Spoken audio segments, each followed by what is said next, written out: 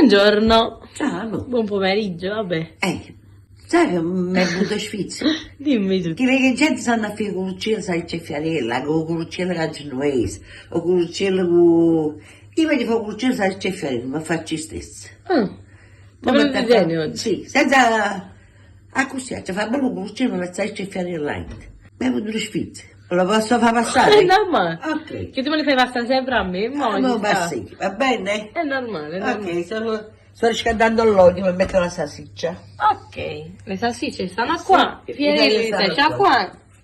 Abbiamo tutto. Abbiamo tutto, con l'uccello da nimba. Allora mangiamo, posso mangiare pure io? Ma come mangia sempre? È normale. Ma tu te lo sai, il mio debole sono i piatti. piatti. Quindi per forza li devo mangiare. E vabbè, aspettiamo qua. Ecco qua, come bulle. Ma facile, che salsiccia, parlate. Indozzo che le salsicce non mi fiarella. Ah, così vedi, c'è lavoro. Lascia qua mi fiarella. Tanto bello, c'ho qua. Sì.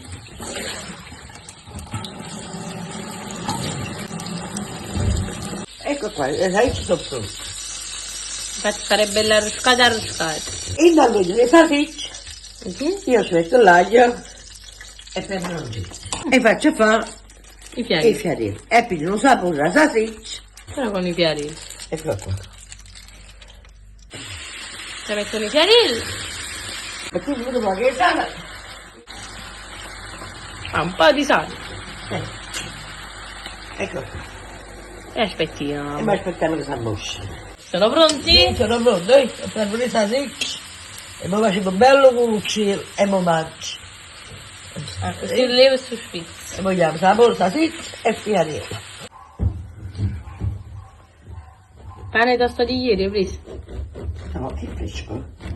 Vantiamo di caì. Usa già lama, piazza i pane.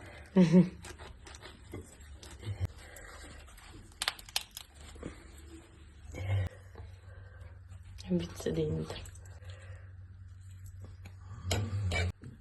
Ecco qua. Questa è mia marenda amica. Eccola qua.